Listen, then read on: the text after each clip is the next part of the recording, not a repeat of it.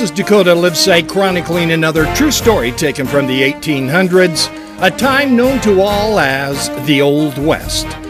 Texas in the late 1800s was engulfed in feuds.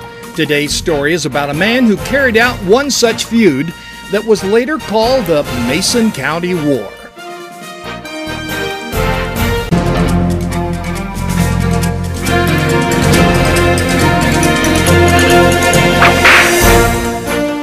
During his youth in Texas, Scott Cooley and his brothers hunted down and killed Indians, often taking their scalps as souvenirs.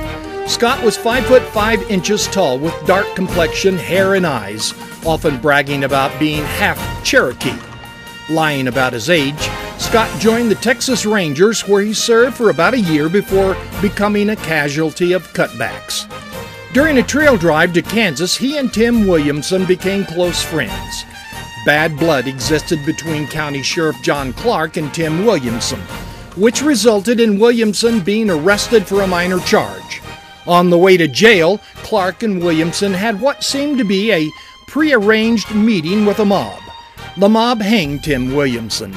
With little done to discover who did the lynching, Scott Cooley did some investigating on his own and discovered the people involved. The feud was on.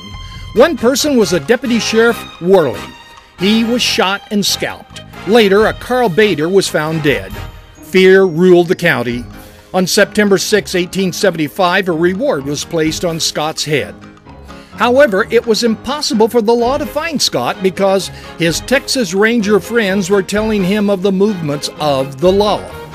But someone did catch up with him because Scott bought a bottle of whiskey while in Fredericksburg, Texas. Shortly afterward, Scott died, supposedly of poison that was in the whiskey.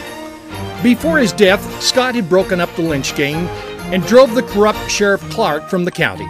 But the Mason County War continued for another 16 years with over a dozen people killed. You've just heard another story from Chronicle of the Old West. This is Dakota Livesay.